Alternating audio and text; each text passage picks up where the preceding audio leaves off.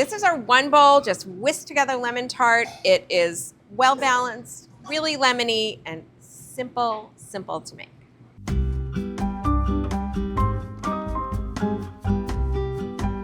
It doesn't have that really, bracing kind of tartness about it. Please make it and let me know what you think. If anything says optional, it's not really to me. We're gonna start this with our delicious almond crust. We have flour, we have our almond flour, of course sugar, a little bit of salt, just a little pulse to get that going. Oh, I need butter. All right, thank you. So now we're gonna take our butter. We found it, here it is. We're gonna put some butter in here. We always use salted butter. I know we talk about that a lot, but we love that little bit of salt. So I'm just gonna pulse this a little bit until it kind of looks like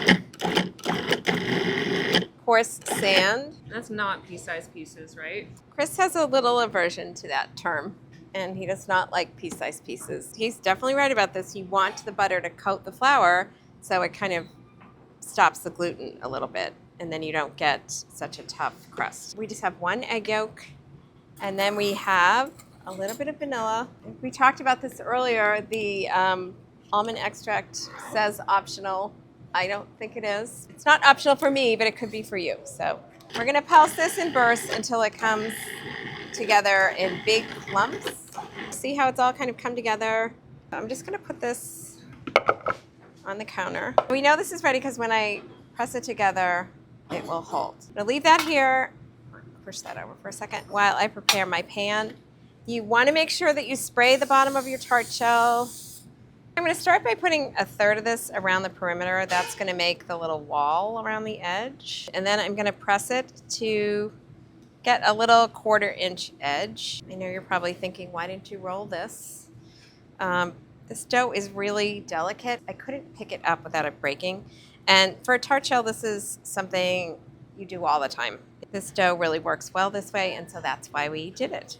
It's kind of like Play-Doh. It's nice. This is the kind of thing like I could do this for an hour. All right, now we're gonna take the rest of this dough and kind of crumble it along the bottom to make the bottom of our crust. Press a nice even layer. I also like to kind of run my finger around the edge like this to make sure this bottom is attached to the sides. It might not be necessary, but it's just something I like to do. Take a measuring cup and just kind of run it around the bottom to flatten it a little.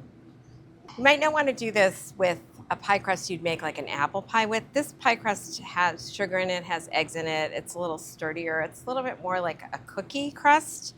So this works well with that. If you have a crust that you want to be buttery and flaky, you don't want to handle it so much. It just depends on what you're making. So the other thing we're going to do is dock this with a fork, just a little bit around the edges. And that keeps the crust from puffing up too much. What we want to do is freeze this for about 10 minutes or up to an hour or a day if you want to make it ahead of time, because you don't want it to go in the oven this warm or it'll just melt into the center. It's nice and frozen. Now we're going to blind bake this and get it ready for our filling. I crumpled this up earlier and I'm spraying one side of it with cooking spray. Really important for this crust. Something about the almonds was making this stick a lot. So if you don't spray it, it'll pull the paper off and some of the dough will come with it. Not the end of the world, but you kind of want to keep as much of that in there as you can. 2 cups of pie weights. If you don't have pie weights, you can do what I do at home. I just fill it with beans. So I'm going to stick this in the oven at 325 for about 35 minutes. We're going to pull these weights out and let it bake for another 12 to 15. I know, thankful for Wes, who does 25 things here, all excellent. And the house is burning down every day, isn't that right, Wes? We're going to start this tart in a way that we start a lot of things that have citrus in them. We are going to zest our lemon and our orange, 2 tablespoons of lemon zest, and a teaspoon of orange. We're adding a little bit of orange to kind of temper that really strong tartness here, which is so nice in this particular tart. You don't want to zest into the pith because the pith is really bitter. I'm just going to take my hand, my impeccably clean hand, and I'm just going to work the zest into the sugar. I think this would be an amazing facial scrub or something. It'll start to clump together a little bit and you'll really smell all the oils. So now I'm gonna add 3 egg yolks, 3 eggs.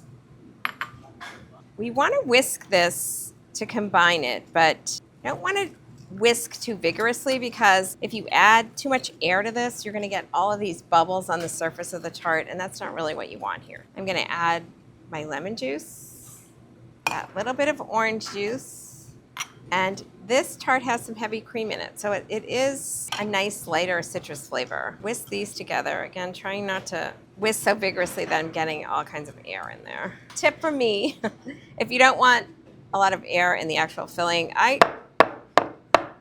just kind of tap it on the counter a little bit, and you'll see the air bubbles come to the surface. We want to put this in a warm shell so that it will set up the filling and keep the crust nice and crisp. This one is warm, but if you have taken yours out, you can put it back in the oven for about 5 minutes to get it warm again before you add the filling. Pretty color, isn't it?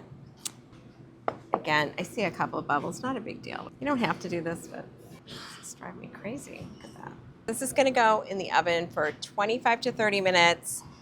When you shake it, it's gonna jiggle a little bit, but not so much that it's liquidy, so you'll be able to see when it's done. Thank you.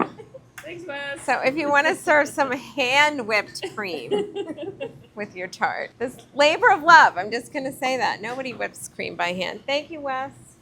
So you can cool this on a wire rack to room temperature and serve it like that, or you can chill it, fingers crossed, came out in one piece. So pretty. And again, no making some really complicated lemon curd. It's really delicious.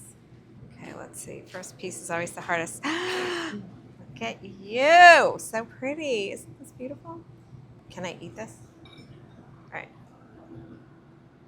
It's so creamy, but also there's a lightness to the filling. It has that little bit of heavy cream in it. When you eat this, you're not thinking, oh, it's a orange lemon tart. You get that really nice bit of lemon, but it's not, that kind of, you can feel it here, sort of lemon. I'm gonna eat this whole